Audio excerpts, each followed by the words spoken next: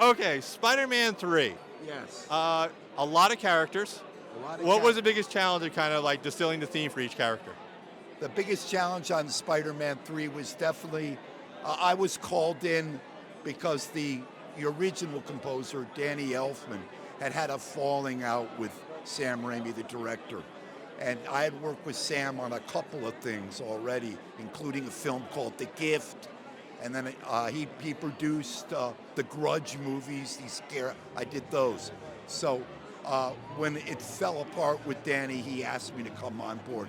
The biggest challenge, of course, was, well, that's kind of a tough act to follow, and can I bring something special to the movie and make everybody happy? But I did, ultimately.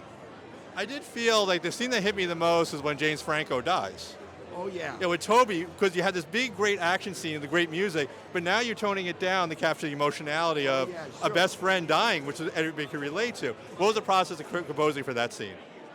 You know what? I don't even remember that scene. I can remember that the scene that they talk about a lot about, there was an emotional moment, and this is something I had to get right for Sam. I didn't originally, but he loved what I ended up doing, was the Sandman scene, where he has the photo of his daughter, and we realize why he does the things that he does when he's being destructive.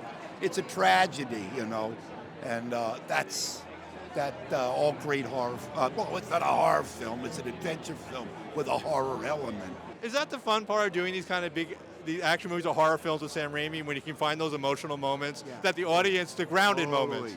Totally, And my favorite of these scary movies I've done have been tragedies. There's some tragic element in them, and that gives you the opportunity to try to highlight with your music the fact that this person, we should care about them.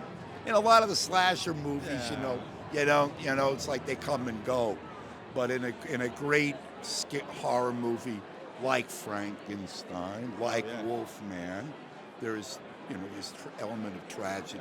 But actually, your film, The Gift, really got under my skin.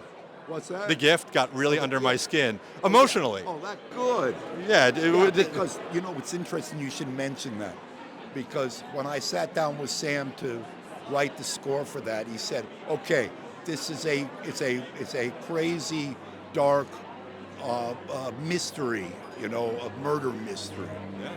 But most importantly, what I want the music to be mindful of is it's about Kate Blanchett's story and her not being able to deal with the death of her husband, not allowing the kids to go to the cemetery, not to talk about it, and actually her having her second sight abilities or psychic abilities in solving the murder released her and allowed her to go to the graveyard at the end with the kids and finally embraced or come to terms with the death of her husband. So I got to be emotional at the end. But you also had the challenge of Keanu Reeves playing a darker character. Yeah. We're not used to Keanu being so dark. How fun was that, kind of taking Keanu's character to a dark light? Well, that was cool. I mean, that was good. That's cool. I did another movie with him called Sweet November with Charlize. Yeah. So that was a different side. So it was all good.